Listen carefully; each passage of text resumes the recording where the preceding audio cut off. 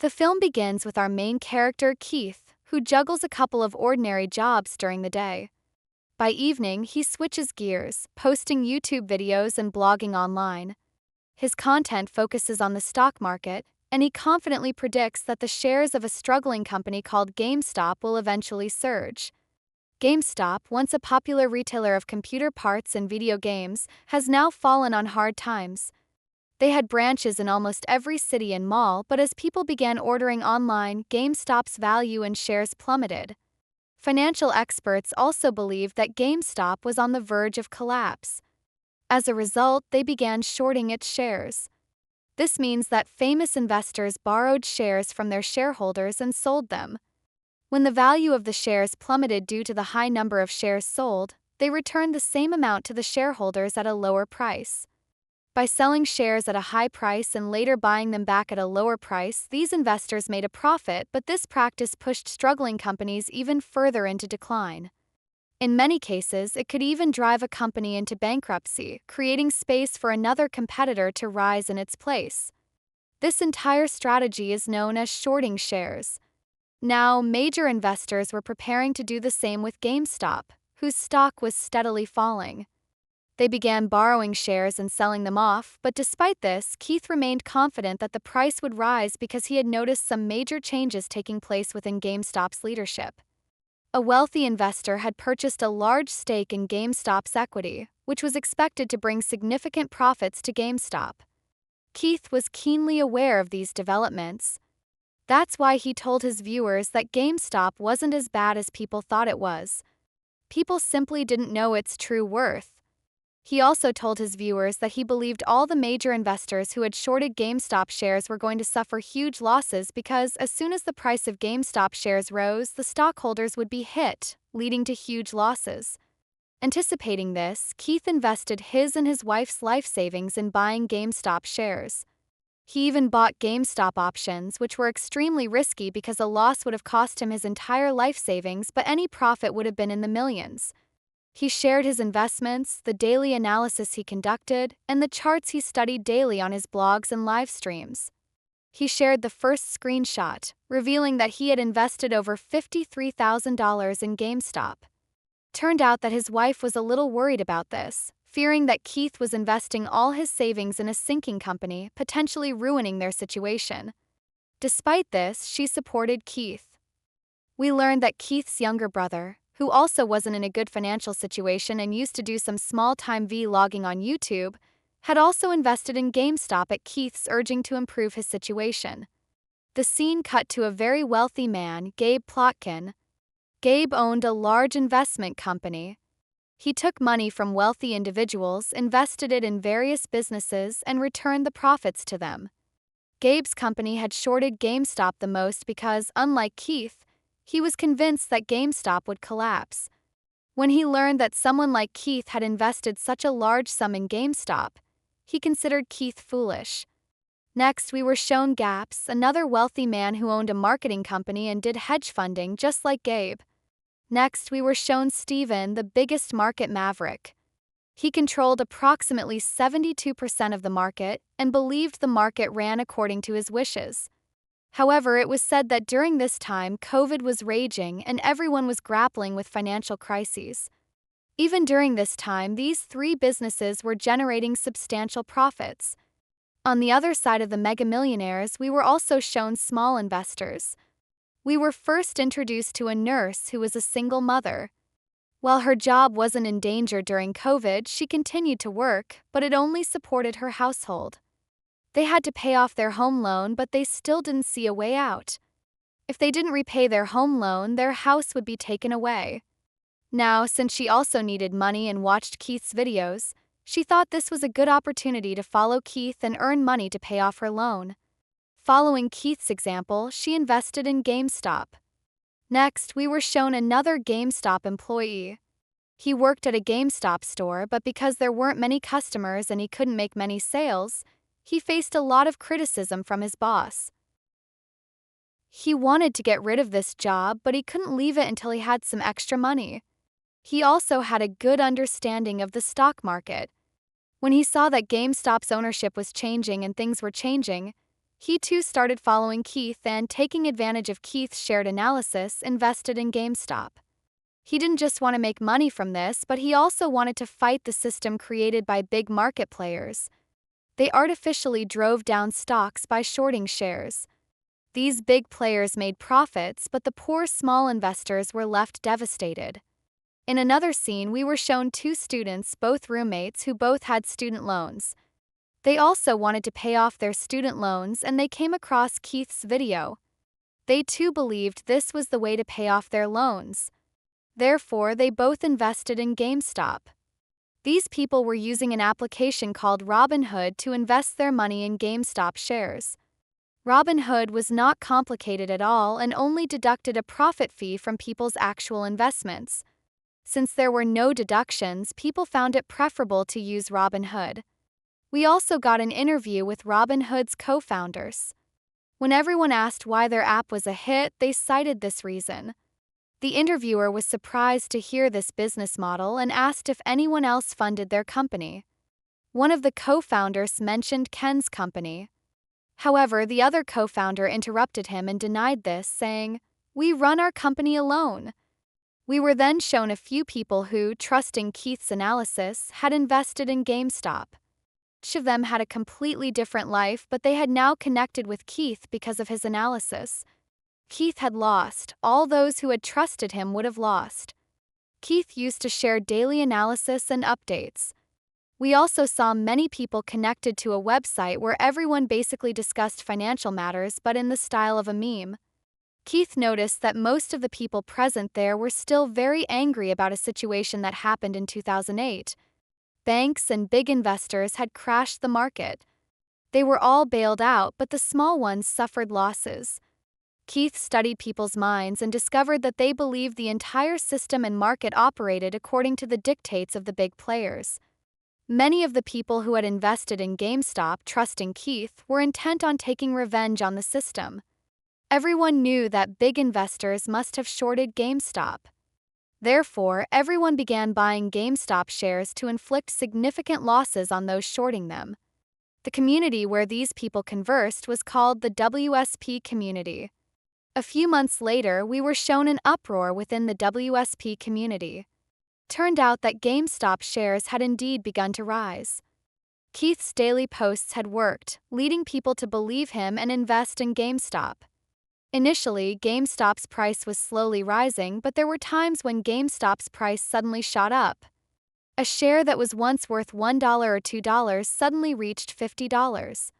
Before big investors like Gabe, who had shorted the stock, could take action, they saw that the same stock had already reached $100 the very next day. This is how it was shown that Keith, who invested $53,000, had quickly reached millions. He shared screenshots of his account daily in his videos and blogs, just like before.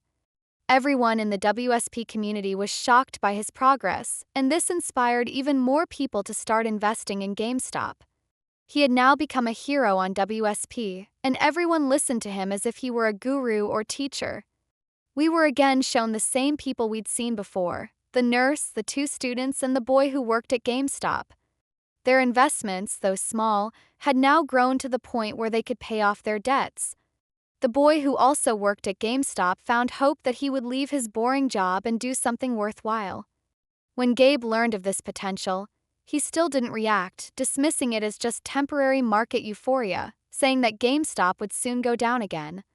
So he started shorting the stock again, but unfortunately the stock didn't go down. Instead, its value rose. In no time, the stock skyrocketed from $100 to $200, even $400. This point, Gabe realized that he was about to go bankrupt, as his company was now facing billions of dollars in losses. Gabe's company suffered a stock squeeze, meaning that those who short shares suffer sharp losses if the market price rises, and this was exactly what was happening with Gabe. Many people like Gabe who were already shorting began to pull back and buy back shares. As so many shorting investors pulled back and bought shares, the value of GameStop shares automatically increased so much that it became a major moment in market history. Discussions about GameStop began everywhere, in the news, on the internet, and on YouTube.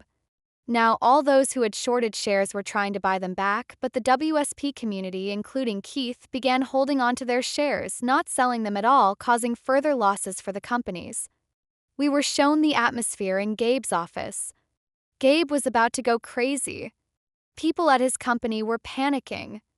They wanted to buy shares, but no one was willing to give them up. He couldn't understand how Keith, a lowly YouTuber, had caused billions of dollars in losses to his company because of his YouTube videos and the campaign he launched.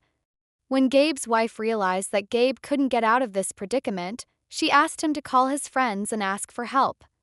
To help Gabe, Ken and another friend, who owned most of the market's shares, withdrew their $200 billion investment to prevent Gabe's company from going bankrupt. On the other hand, we saw Robinhood's co-founder receiving a call from NSC demanding a large sum of money because the value of shares purchased through his application had risen significantly, requiring Robinhood to deposit $3 billion as a deposit with NSC. If Robinhood's founder hadn't done so, NSC could have shut down his application. He became upset and explained that Ken also held shares in their company and that he would speak with him and call back. It was shown that Robinhood's founder had disabled the buy button for GameStop shares. As a result, everyone was unable to buy GameStop shares, leading to widespread anger. People began selling shares rapidly and even staged a protest outside Robinhood's office. As a result of this surge in people selling shares, GameStop, which had previously reached $453, now fell to $140. Share values plummeted so much, driven solely by the Robinhood application. Those who had invested their money and were waiting for it to grow suffered significant losses. Public anger grew even more intense when large hedge fund companies realized they were facing losses and attempted another market crash by enabling Robinhood's buy button. Those who were initially jubilant now began to feel sad again.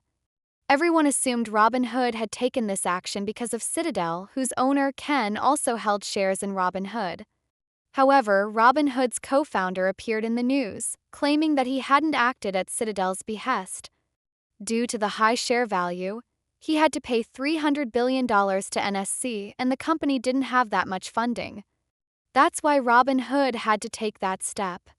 Some people believed him, but small investors didn't. Everyone felt they had been deceived, that Robinhood, which claimed to be a free market, had begun to rob people. This led to a boycott of Robinhood, resulting in significant losses for the company. Throughout all of this, we saw that Keith had remained completely silent for a long time. He hadn't posted any updates, nor had he blamed anyone, nor had he expressed his views. Much later, he posted on his blogging website and uploaded a video to YouTube, explaining that he bought more shares as soon as GameStop shares fell because he still believed GameStop would rise. Keith became a topic of discussion once again at WSP, and people began to follow him even more, as his actions further increased public trust in him. People realized that Keith didn't follow market principles.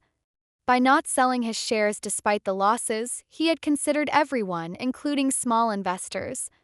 Keith became a hero in the investment market. Keith knew that his post would escalate the issue so much. GameStop shares began to rise again, and many people suffered losses. Case soon grew so serious that it reached the courts. A special committee was formed, made up of judges and financial experts, to examine the fundamentals of GameStop. Keith was summoned before the committee, along with Robinhood's co-founder Gabe and Ken.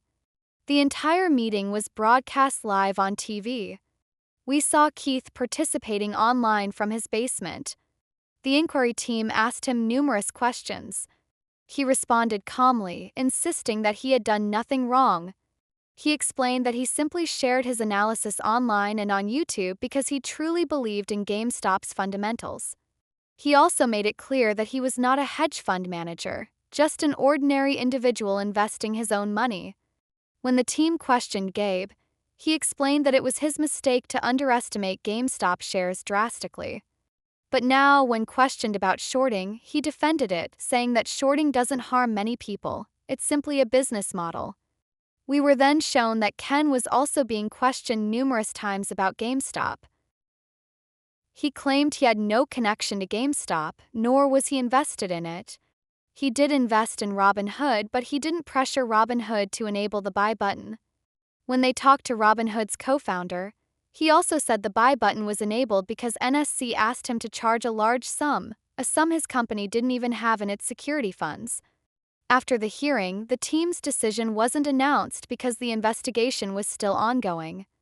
However, it became clear to most that Citadel and Robinhood were not at fault. Despite this, Robinhood received a lot of negative publicity, and secretly we learned that Ken and his friends, whose company held 73% of the market, had made huge profits from GameStop because they had also secretly invested in it. Gabe's company suffered such huge losses that it went bankrupt for billions of dollars. Meanwhile, Keith was under investigation to determine whether he was a hedge fund man whose small actions had triggered such a massive uproar in the market. From that day on, we were shown that Keith hadn't uploaded any videos or gone live on YouTube for a long time, but despite this, Keith made millions of dollars in profits from GameStop. All the small investors who believed in Keith and invested in GameStop didn't go bankrupt. While they didn't become rich, they overcame their difficulties. They still faced some minor challenges. We were shown the boy who initially wanted to leave GameStop. He made so much money that he finally quit his job and decided to try something new. In the movie's post-credits scene, we were told that Keith's last live stream was at 4 p.m. on April 16, 2021. He hadn't been live since, and it was revealed that the entire film was based on a true story. The last screenshot Keith shared showed his net worth at $34 million. Although he has since ceased to participate in the campaign, his initiative continues to operate, and people still follow his investing methods. People have already started actively tracking which companies hedge funds are trying to short. Members of the WSP community then invest in those stocks to protect small investors from being hurt by hedge funds. The movie concludes with this message: subscribe to Movo Reels, where every movie tells its story again.